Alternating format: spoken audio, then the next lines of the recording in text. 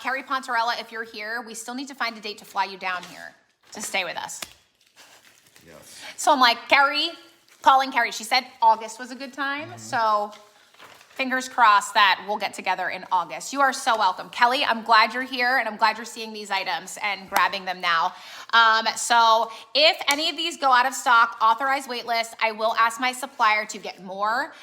They tend to stock like randomly in the middle of the night, honestly. It's like the most random thing. I'll wake up and I'll have like $3,000 in sales and I'm like, fuck yeah, what happened last night? I'm like hyped and I'm like, it's moisten it. Restock in the middle of the night. So just authorize wait lists, guys, so that makes sure you get those items, okay? If you need anything, you know where to find me.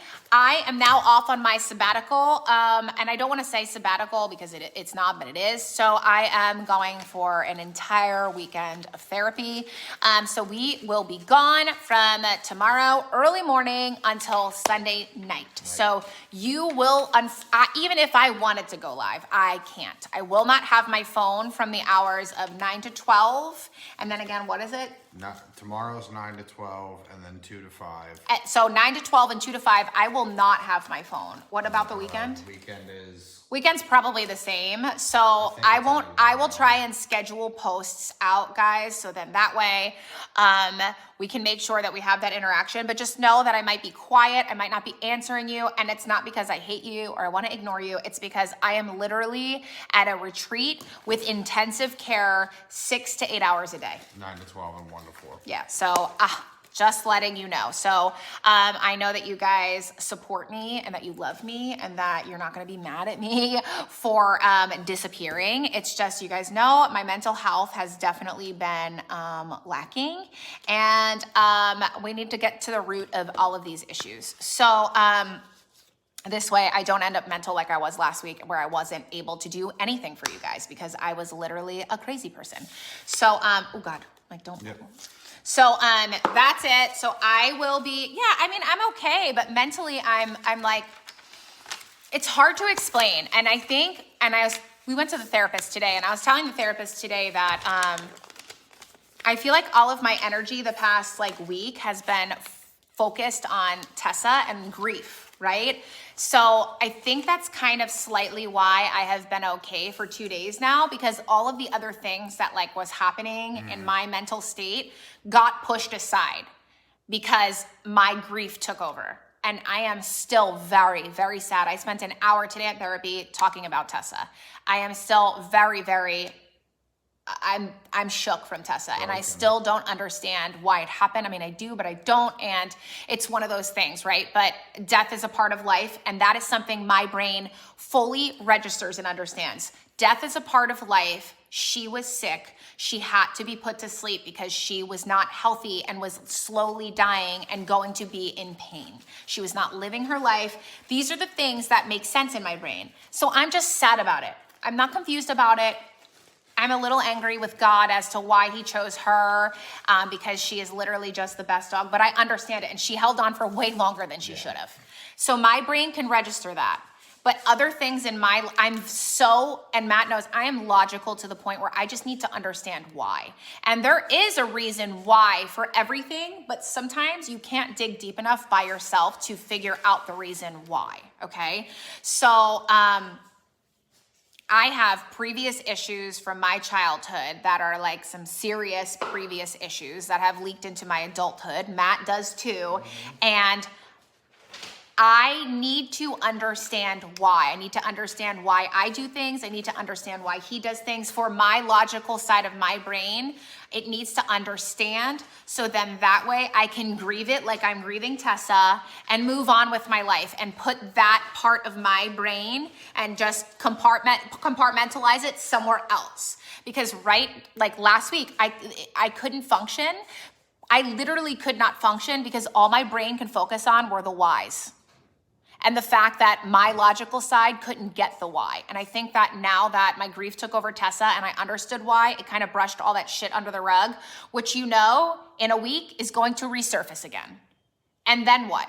I'm going to be in this awful mental state all over again.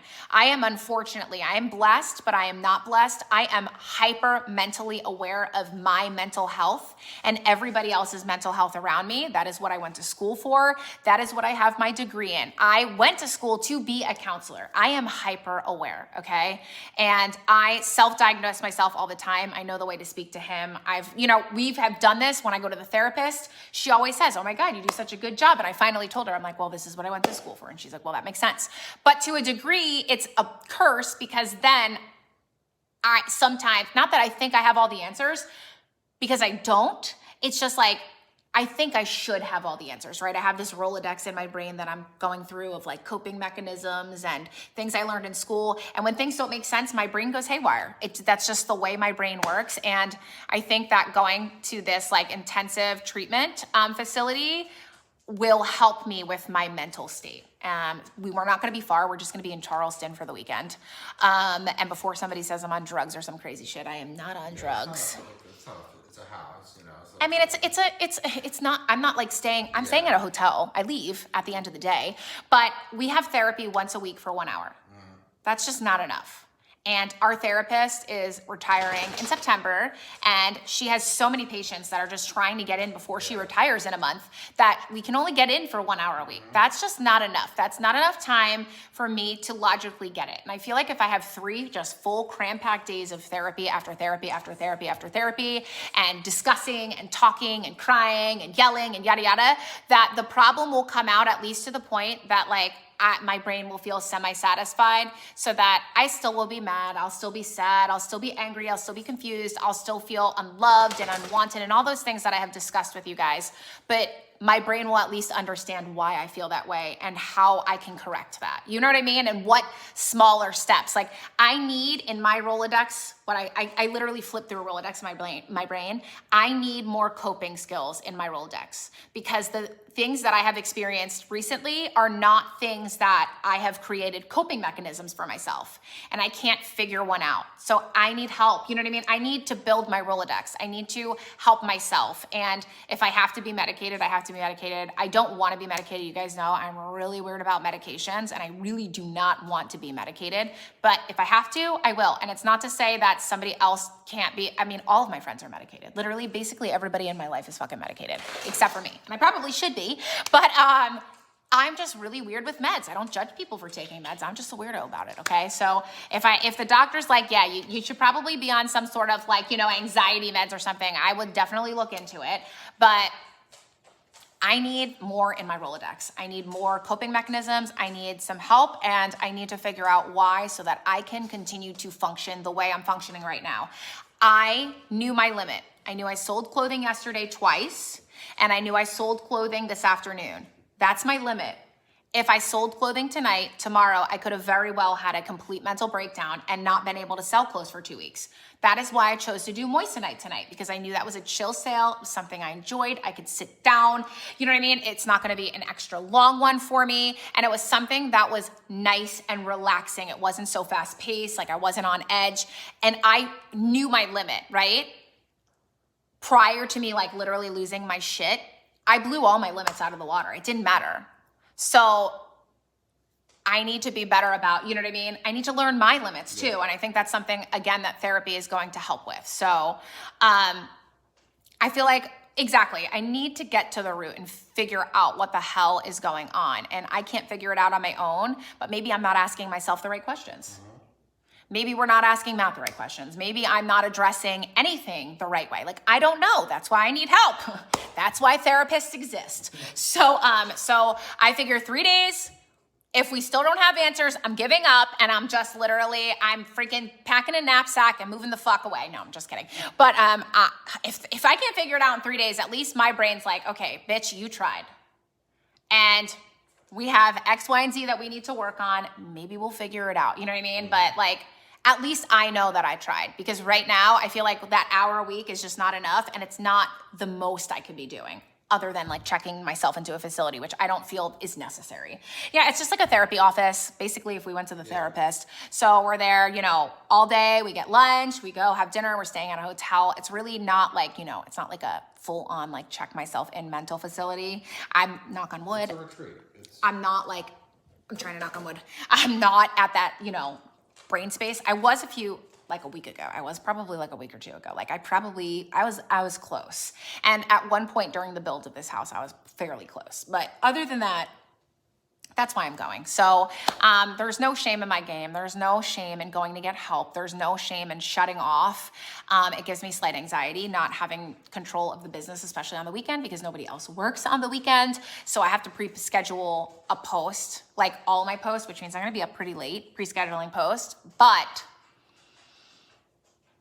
if I don't do it, the next few weeks, all it's gonna do is create more problems for me and the business. So you know what I mean? So it's like 3 days versus weeks, right? Mm-hmm. So that's where I'm at.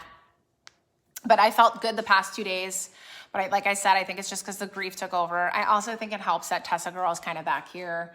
Her little box is back there. I'm pointing back there because she's literally, look, there she is. She's back there on that table. That's the blanket. Look, there he goes creeping, looking at her.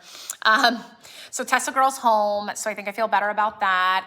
I've been eating better because there was a while there where I know you guys saw me getting dangerously thin, and it's because I wasn't eating, not because I was like, you know, I'm starving myself, I'm fat. No, it's because I literally, you know, when you get so upset and worked up, you just don't have an appetite, you don't eat. That was me. And I put food in front of me. Matt would watch me with food in front of me, and I would try to eat it for 30 minutes and I just couldn't eat it. So I've been eating better. I've been sleeping like 5 hours a night as opposed to like 2 or 3. So that's good. I've been trying to be good about drinking water and spending time with the kids, but also forming boundaries where if I, like today was a work day for me. I took them out for lunch. We went and had Slurpees, and then I had to work the rest of the day. And I didn't feel guilty about it. And that's what typically happens. And then I push the work to the side, and then I would stay up until fucking 4 a.m. working because I didn't do it. I have to remind myself, most children go to school during the day. Parents work 9 to 5. They have 8 hours to do work. You cannot cram an 8-hour day in 2 hours. Okay, Pam? So maybe 4 hours you can cram it in. So they're still in the house, you know what I mean? You can still pop in and say hi and enjoy them, but like you also have to work too, okay? So these are the things, guys. These are the things that go through my head. But I just, you know me, I'm super honest and open with you guys. So if you wonder where I am this weekend, that is what I'm doing. And I will keep you guys posted and let you know. And then I don't know, who knows? This could help one of you because maybe in the future, y'all might need help and you might think, this sounds like a great program. You know what I mean? And I'll tell you, if it sucks, if it's great. I mean, the good news is it's in Charleston. If it blows donkey balls, we're just piecing out of that bitch and coming back here. If it's great, it's 2.5 hours away. We can do it again if we need to. You know what I mean? So it's a win-win. So I'll let you guys know how it goes. If you need anything, you know where to find me, but we will be leaving at 6:30 a.m. tomorrow morning. So I will kind of just be very sporadic. If you guys could, please do me a favor and just make sure that you are like interacting with my mom's Facebook posts. It's me. I'm in Facebook jail for my charcuterie penis board. So for the next week, so all the posts will be going through Rachel Koo or Pam Webster, and the lives will be under this, and we will be on the app as well as the website. So if you need anything, you can always reach out, tag Rachel, that's me, for the next week until you see Matt's name pop back up. But we love you guys. We appreciate you. All right. I'll Thanks post for showing up tonight, guys. Yeah, I'll post these items as soon as I hop off. And yeah, Zion, say bye. Say bye-bye. So He's going to Tessa.